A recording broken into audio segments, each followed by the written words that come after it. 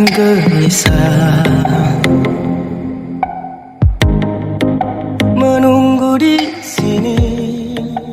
Selamat siang, saudara pendengar RRI Atambua, teristimewa siswa-siswi SMA kelas 10 di mana Anda berada. Pertama-tama, perkenalkanlah nama saya Yohanes Abatan, biasa dipanggil Pak John. Saya mengajar di SMA Stella Gracia Atambua. Hari ini saya akan menyampaikan materi PPKN kelas 10 tentang sistem pembagian kekuasaan negara kesatuan Republik Indonesia. Materi yang akan kita bahas pada kesempatan ini adalah sebagai berikut. Yang pertama, sifat hakikat negara. Yang kedua, pengertian kedaulatan. Yang ketiga, macam-macam kedaulatan negara. Yang keempat, kedaulatan negara kesatuan Republik Indonesia. Dan yang kelima, sistem pemerintahan negara kesatuan Republik Indonesia. Tujuan pembelajaran yang pertama, mensyukuri nilai-nilai Pancasila dalam praktik penyelenggaraan pemerintahan negara sebagai salah satu bentuk pengabdian kepada Tuhan Yang Maha Esa. Yang kedua, menunjukkan sikap gotong royong sebagai bentuk penerapan nilai-nilai Pancasila dalam kehidupan berbangsa dan bernegara.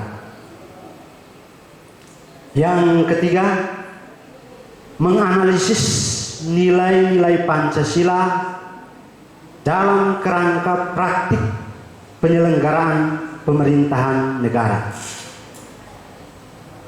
Yang berikut menyajikan hasil analisis nilai-nilai Pancasila dalam kerangka praktik penyelenggaraan pemerintah negara.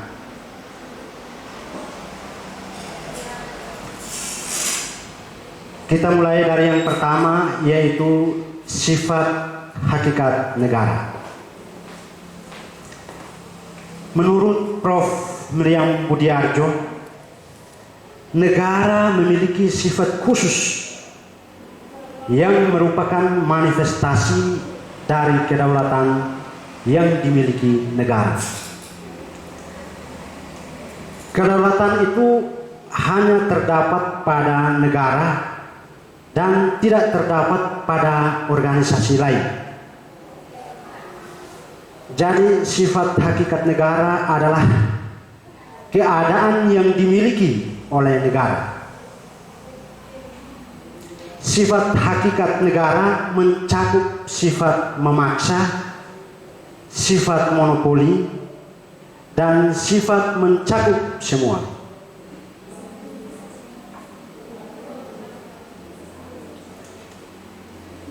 Kita akan bahas satu persatu. Yang pertama, sifat memaksa. Negara mempunyai sifat memaksa. Dengan demikian, negara memiliki kekuatan untuk memakai kekuatan fisik secara legal agar peraturan perundang-undangan ditaati. Yang kedua, sifat monopoli. Dalam hal ini, negara mempunyai hak tunggal dalam menetapkan tujuan bersama dari masyarakat. Yang ketiga, sifat mencakup semua. Sifat mencakup semua atau all encompassing, all embracing, yaitu semua peraturan perundang-undang berlaku untuk semua orang tanpa kecuali. entah itu anak Jokowi, entah itu anak bupati, entah itu DPR, siapapun orangnya apabila melanggar, melanggar.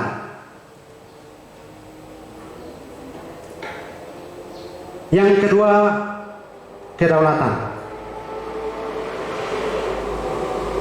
Kedaulatan berasal dari kata daulat yang diambil dari bahasa Arab dengan sebutan daulah yang berarti kekuasaan tertinggi.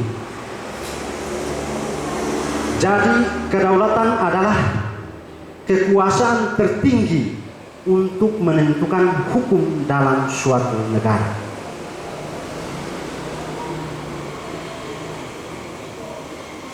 Yang ketiga, ada beberapa teori kedaulatannya, diantaranya sebagai berikut. Yang pertama, teori kedaulatan Tuhan. Yang kedua, teori kedaulatan raja. Yang ketiga, teori kedaulatan negara. Yang keempat, teori kedaulatan hukum. Dan yang kelima, teori kedaulatan rakyat. Yang pertama, kita akan berbicara tentang teori kedaulatan Tuhan. Teori kedaulatan ini adalah teori yang pertama dalam sejarah yang mengajarkan bahwa negara dan pemerintah mendapatkan kekuasaan tertinggi dari Tuhan sebagai segala sesuatu. Kekuasaan yang berasal dari Tuhan itu diberikan kepada tokoh-tokoh negara terpilih yang ditetapkannya sebagai pemimpin negara dan berperan selaku wakil Tuhan di dunia. Yang kedua, teori kedaulatan raja. Teori kedaulatan raja menganggap raja sebagai jelmaan dari kehendak Tuhan atau sebagai wakil Tuhan yang bertugas mengurus segala hal terkait kehidupan duniawi. Negara yang menganut teori ini adalah Malaysia, Brunei Darussalam, dan Inggris. Teori ini dipelopori oleh Niccolo Machiavelli 1467 sampai 1527. Melalui karyanya yang kedua, Principle, Niccolo berpendapat bahwa sebuah negara harus dipimpin oleh raja yang berkekuasaan mutlak. Yang ketiga, teori kedaulatan negara. Dalam teori ini, suatu negara berdaulat penuh dan menjadi lembaga tertinggi dalam kehidupan masyarakat. Jadi, negara memegang kuasa penuh atas sistem pemerintahan yang ada di negara tersebut, sehingga tidak ada yang lebih tinggi dari negara, termasuk hukum yang ada di negara, karena hukum buatan dari negara.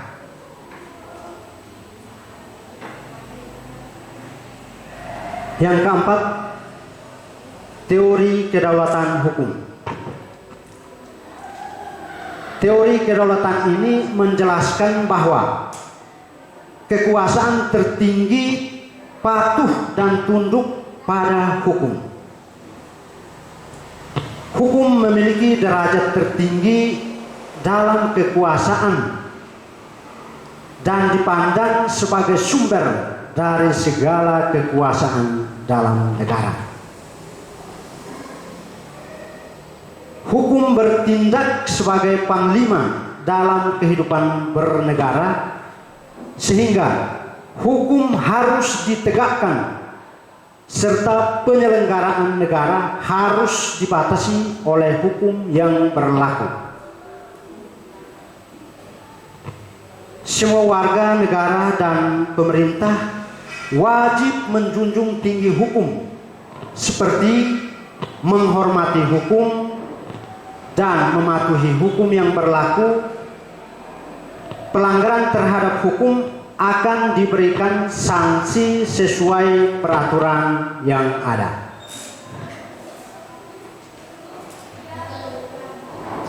Yang kelima, teori kedaulatan rakyat. Teori kedaulatan ini memiliki kekuasaan tertinggi berada di tangan rakyat. Oleh karena itu, legitimasi atau pemilihan wakil rakyat dalam pemerintahan berasal dari rakyat. Teori ini menitik beratkan kepada analogi dari rakyat, untuk rakyat, dan oleh rakyat, yang artinya rakyat memberikan kekuasaan para wakilnya yang menduduki lembaga eksekutif maupun legislatif untuk melindungi hak-hak rakyat serta bisa memimpin rakyat.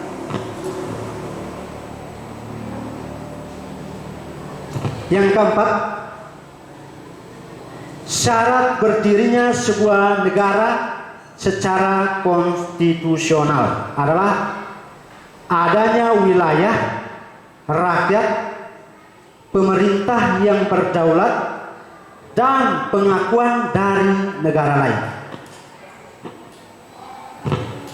Pengakuan kedaulatan dari negara lain terdiri dari dua bagian, yaitu sebagai berikut. Yang pertama, pengakuan kedaulatan secara de facto. Yang kedua, pengakuan kedaulatan secara de jure.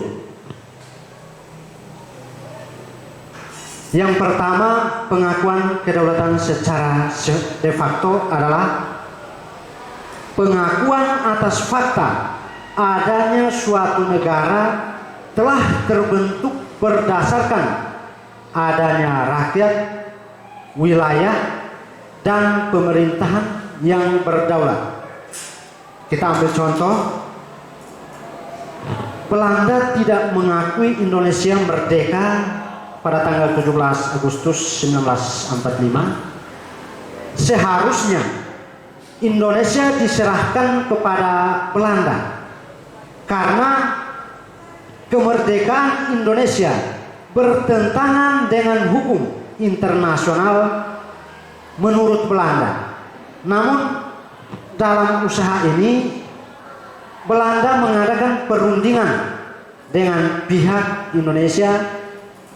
Itu artinya Belanda telah mengakui keberadaan negara Indonesia secara de facto.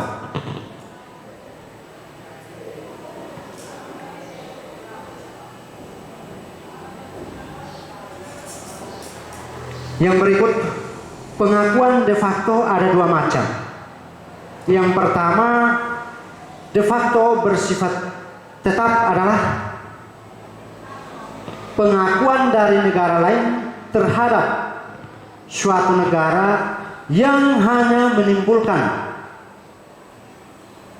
hubungan di bidang perdagangan dan ekonomi. Yang kedua, de facto bersifat sementara adalah pengakuan dari negara lain tanpa melihat perkembangan negara tersebut. Bila negara tersebut bubar, maka negara lain akan menarik pengakuannya. Yang kedua, pengakuan kedaulatan de jure adalah pengakuan berdasarkan pernyataan resmi menurut hukum internasional sehingga suatu negara mendapatkan hak-hak dan kewajibannya sebagai anggota keluarga bangsa-bangsa di dunia. Contoh, Belanda mengakui Republik Indonesia secara de jure pada tanggal 27 Desember tahun 1947. Mesir mengakui Indonesia secara de jure pada tanggal 10 Juni 1947. Pengakuan de jure ada dua macam. Yang pertama bersifat tetap, adalah pengakuan dari negara lain yang berlaku selamanya karena kenyataan menunjukkan pemerintahan yang stabil.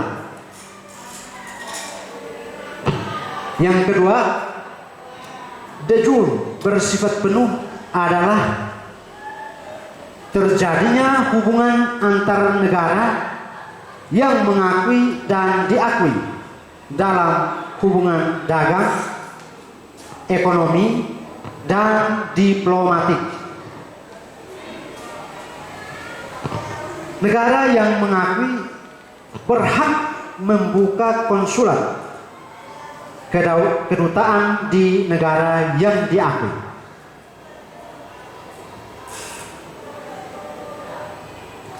Yang kelima,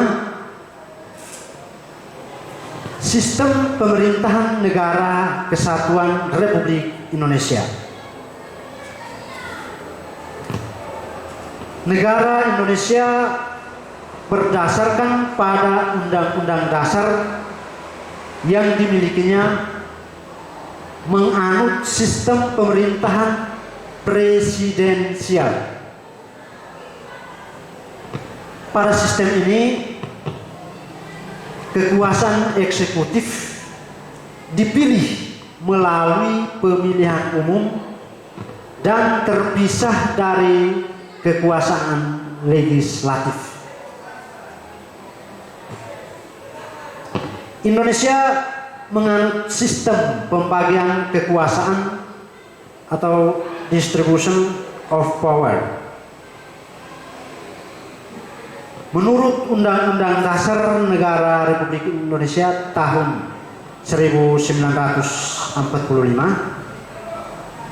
pembagian kekuasaan terdiri atas dua bagian, yaitu pembagian kekuasaan secara horizontal dan secara vertikal.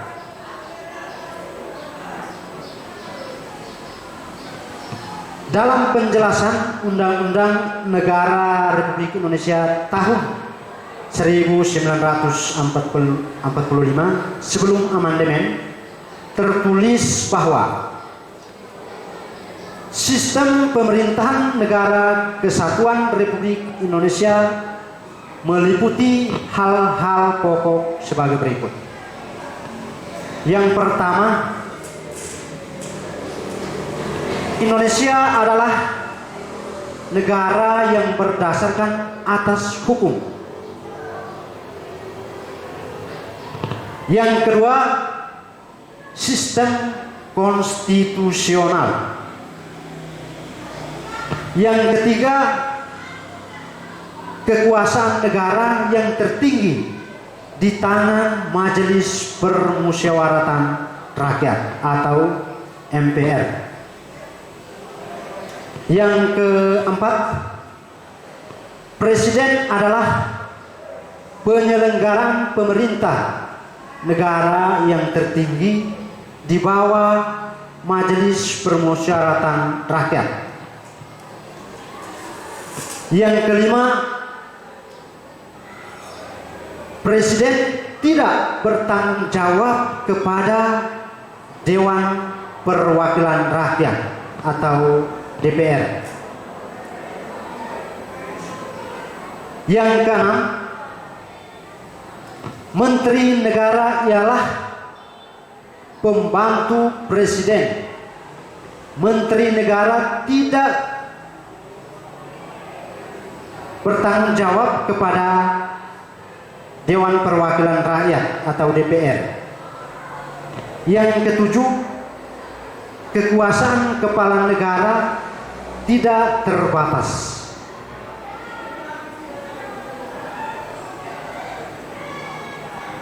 Nah, setelah terjadi amandemen Undang-Undang Dasar Negara Republik Indonesia tahun 1945 keempat tahun 2002 terdapat pokok-pokok sistem pemerintahan Indonesia sebagai berikut. Yang pertama, bentuk negara kesatuan dengan prinsip otonomi daerah yang luas. Wilayah negara terbagi dalam beberapa provinsi. Yang kedua, bentuk pemerintahan adalah republik, sedangkan sistem pemerintahan adalah presidensial. Yang ketiga,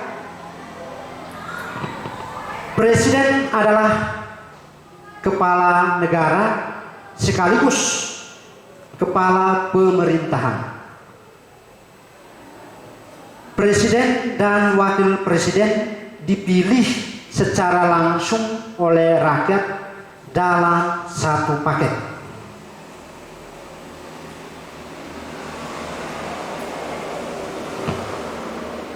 Yang keempat, kabinet atau menteri diangkat oleh presiden dan bertanggung jawab kepada presiden. Yang kelima, parlemen terdiri atas dua bagian, Dewan Perwakilan Rakyat atau DPR dan Dewan Perwakilan Daerah atau DPD. Para anggota dewan merupakan anggota MPR. DPR memiliki kekuasaan legislatif dan kekuasaan mengawasi jalannya pemerintah. Yang keenam, kekuasaan yudikatif dijalankan oleh Mahkamah Agung dan badan peradilan di bawahnya.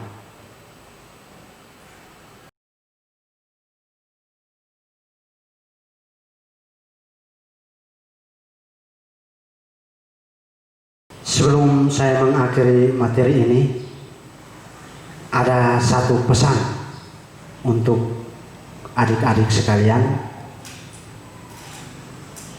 Semoga materi yang saya bawakan dapat dipahami dan bermanfaat bagi adik-adik sekalian. Terima kasih, salam persatuan.